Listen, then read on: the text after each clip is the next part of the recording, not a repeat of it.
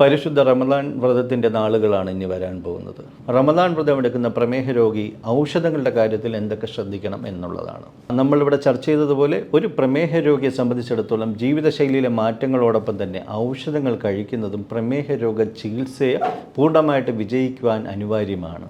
അതിനാൽ തന്നെ പരിശുദ്ധ റമദാൻ വ്രതം എടുക്കുന്ന പ്രമേഹ രോഗികൾ ഔഷധങ്ങൾ ഒരു കാരണവശാലും മുടക്കരുത് എന്ന് മാത്രമല്ല, നമ്മൾ റമദാൻ വ്രതത്തിന് മുമ്പ് ഡോക്ടറെ കാണുക, ഡോക്ടറോട് ചർച്ച ചെയ്യുക. നിങ്ങൾക്ക് റമദാൻ വ്രതം എടുക്കുമ്പോൾ വരാൻ സാധ്യതയുള്ള ബുദ്ധിമുട്ടുകളോ കൊച്ചു കൊച്ചു പ്രശ്നങ്ങൾ എന്താണെന്ന് ഡോക്ടറോട് ചർച്ച ചെയ്ത് അതനുസരിച്ചുള്ള ചികിത്സയിലെ മാറ്റം, ഔഷധങ്ങളുടെ മാറ്റം അല്ലെങ്കിൽ ഔഷധങ്ങളുടെ ഡോസിലെ മാറ്റം നിങ്ങൾ വരുത്തേണ്ടതായിട്ടുണ്ട്.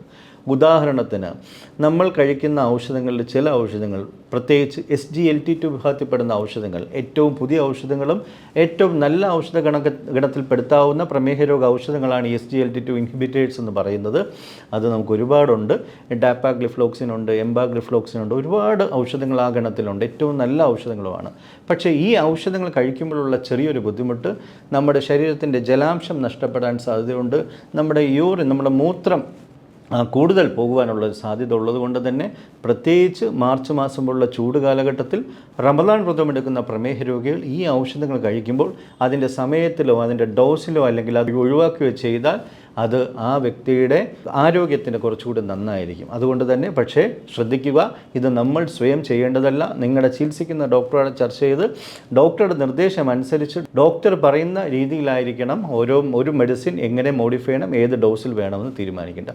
അതുപോലെ തന്നെയാണ് രക്തസമ്മർദ്ദത്തിന് കഴിക്കുന്ന ഡയോറിറ്റിക്സ് വിഭാഗത്തിലുള്ള ഔഷധങ്ങൾ.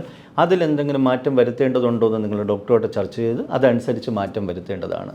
സാധാരണഗതിയിൽ നമ്മൾ ശ്രദ്ധിക്കേണ്ടത്, നമുക്കറിയാം, നമുക്ക് വെളുപ്പിന് ആഹാരം കഴിച്ചു കഴിഞ്ഞാൽ പിന്നെ അടുത്ത മണിക്കൂറുകളോളം 15-16 മണിക്കൂർ ജലപാനീയം പോലും ഇല്ലാതിരിക്കുന്ന അവസരത്തിൽ കഴിവതും വെളുപ്പിന് ഔഷധങ്ങളുടെ ഡോസിൻ്റെ അളവ് കുറയ്ക്കുക എന്നുള്ളതാണ് അതിൻ്റെ രീതി. അതും ഞാൻ പറയാം, ഒരു ഡോക്ടറുടെ സഹായത്തോടു കൂടി, മെഡിക്കൽ ടീമിൻ്റെ സഹായത്തോടു കൂടി വേണം അത് ചെയ്യുവാൻ.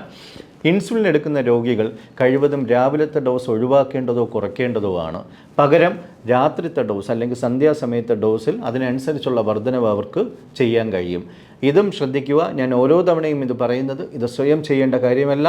ഇത് ചെയ്യേണ്ടത് നിങ്ങളുടെ ചികിത്സിക്കുന്ന ഡോക്ടർ, ആ ഡോക്ടറുടെ നിർദ്ദേശം അനുസരിച്ച്, ആ ഡോക്ടർ പ്രിസ്ക്രിപ്ഷൻ അനുസരിച്ച് മാത്രമേ ഏതൊരു വ്യക്തിയും ചെയ്യാവൂ.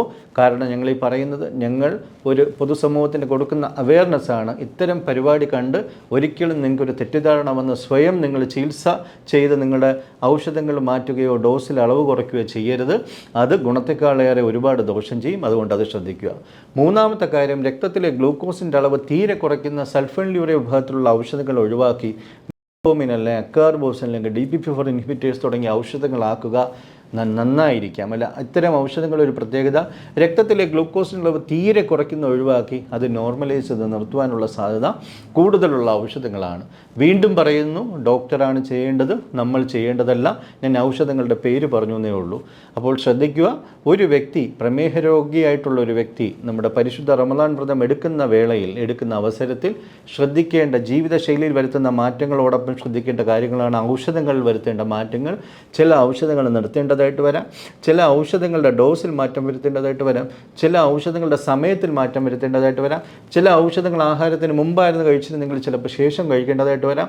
ചില ഔഷധം, ഉദാഹരണത്തിന് ആസ്പിരിൻ ഗുളിക നിങ്ങൾ ഉച്ചയ്ക്ക് ഊണിന് ശേഷം കഴിച്ചുകൊണ്ടിരുന്ന ഔഷധമാണെങ്കിൽ അത് ചിലപ്പോൾ രാത്രി കഴിക്കേണ്ടി വരാം. ചില ഔഷധങ്ങൾ തൈറോയ്ഡ് ഔഷധം നമ്മൾ വെറും വയറ്റി കഴിച്ചിരിക്കുന്ന ഔഷധമാണെങ്കിൽ അതിനനുസരിച്ച് അത് സമയത്തിൽ മാറ്റം വരുത്തേണ്ടി വരാം.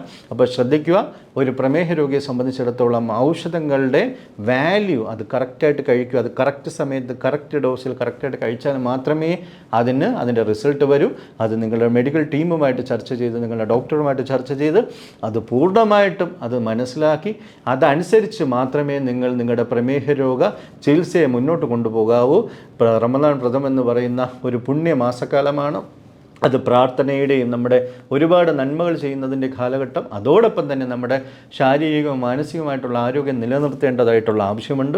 അതുകൊണ്ട് തന്നെ ഈ മാസക്കാലം നിങ്ങളുടെ ശാരീരികമായിട്ടുള്ള ആരോഗ്യം നിലനിർത്തുന്നതിനായിട്ട് നിങ്ങൾ ഔഷധങ്ങളും ജീവിതശൈലിയിലെ മാറ്റങ്ങളും ശ്രദ്ധിക്കുക. ഒരു കാരണവശാലും ഔഷധങ്ങൾ ഒഴിവാക്കരുത്. ഒരു കാരണവശാലും സ്വയം ഔഷധങ്ങളുടെ ഡോസ് നിങ്ങൾ വ്യത്യാസപ്പെടുത്തി, അഥവാ രക്തത്തിലെ ഗ്ലൂക്കോസിൻ്റെ അളവ് കൂടുതലായിട്ട് മനസ്സിൽ തോന്നുകയാണെങ്കിൽ നിങ്ങളുടെ ചികിത്സിക്കുന്ന മെഡിക്കൽ ടീമുമായിട്ട് ചർച്ച ചെയ്ത് നിങ്ങളുടെ ഡോസിൽ വ്യത്യാസം വരുത്തി നിങ്ങളുടെ ബ്ലഡ് ഷുഗറും ബ്ലഡ് പ്രഷറും എല്ലാം നോർമലാക്കി കൊണ്ടുപോകണമെന്ന് അഭ്യർത്ഥിക്കുന്നു.